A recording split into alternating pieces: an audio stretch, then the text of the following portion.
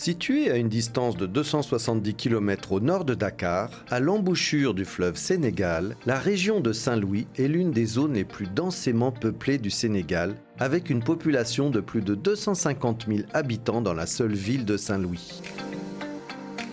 Dotée d'un héritage matériel et immatériel très riche, la région est pourtant soumise à des aléas climatiques importants et à une forte dégradation de son patrimoine naturel, historique et culturel. La ville de Saint-Louis est sous la menace d'une inscription sur la liste du patrimoine en péril de l'UNESCO. L'Agence française de développement accompagne le Sénégal pour la protection de son patrimoine matériel et immatériel. Saint-Louis est une des villes les plus affectées par les aléas climatiques et l'érosion côtière. En 10 ans, près de 800 mètres de littoral ont disparu au niveau du quartier de Guet-Ndar, situé sur la langue de Barbarie, et les habitations en bordure de plage sont fragilisées, voire détruites par l'érosion et la submersion marine. L'érosion côtière constitue un problème majeur de développement économique et social pour l'ensemble du littoral. yàq na lu bare diggante gox mbaaj sanc bi ba Gendar hydrobase mais déggoo li moom man sama wàll bopp tey buñ nee ma woon aywa ma dem sama yoon.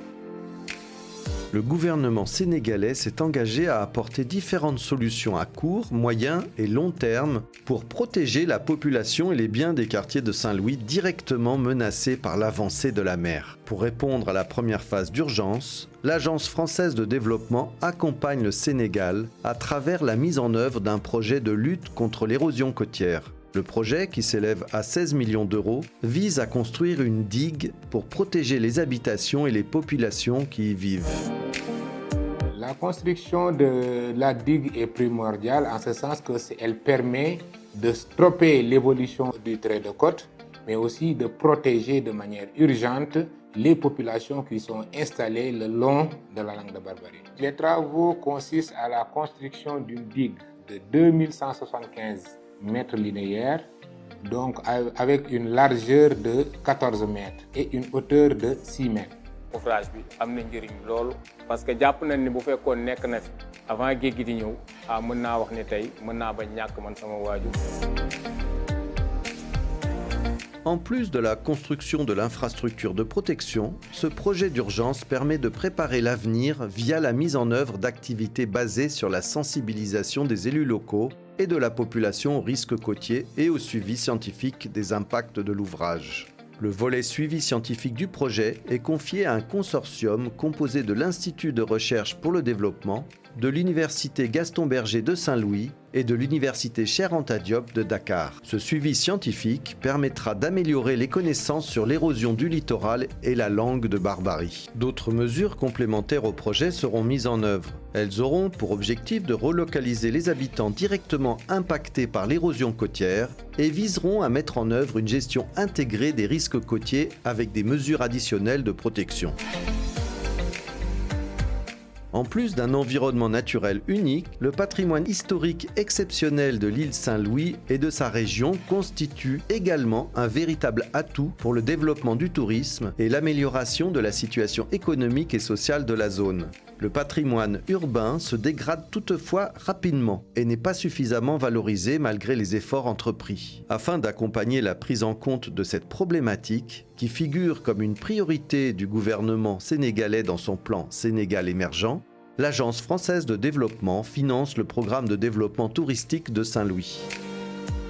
Le PDT a pour objectif de valoriser le patrimoine historique, culturel et urbain naturel de Saint-Louis et de sa région, améliorer le cadre de vie, de promouvoir les activités socio-économiques porteuses de croissance durable. C'est de tout faire pour que Saint-Louis soit très attractif, qu'il y ait beaucoup plus de touristes. En termes d'action, des dispositions sont prises pour qu'à l'issue de ce programme, qu'on ait plus de tourisme à Saint-Louis. La rénovation et la réhabilitation de certains espaces publics, comme la place Baïdar ou l'avenue Jean Mermoz, constituent la pierre angulaire de ce vaste programme à Saint-Louis. La rénovation de ces espaces entend tout à la fois mettre en œuvre le patrimoine urbain de la ville, mais également améliorer les conditions de vie des Saint-Louisiens et le cadre urbain. Dans le cadre du PDT, la route de base a été réalisée, de favoriser les conditions de débarquement et de transport pour la pêche. Et là, la route est réalisée entièrement au grand bénéfice et vraiment des usagers. Le projet comprend également la réhabilitation de plusieurs bâtiments, publics ou privés, qui présentent un caractère architectural unique et la réhabilitation du village artisanal. Parmi le patrimoine bâti de l'État concerné par le projet, la cathédrale de Saint-Louis, classée au patrimoine mondial de l'UNESCO et première église d'Afrique de l'Ouest, a été rénovée.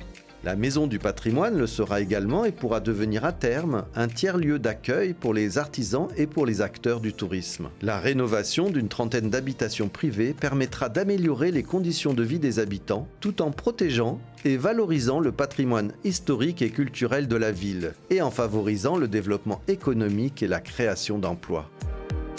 C'est vraiment la grande innovation parce que jamais une telle action a été engagée dans la ville de Saint-Louis. Les privés qui sont accompagnés dans la rénovation de l'unité actuelle jusqu'à concurrence de 70% pour certains types de bâtiments.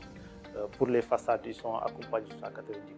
J'ai choisi de rénover mon patrimoine privé parce que c'est dans mon propre intérêt d'abord et c'est dans l'intérêt de la ville de Saint-Louis. La rénovation va me permettre de préserver mon patrimoine et d'être en conformité avec le plan de rénovation de Saint-Louis.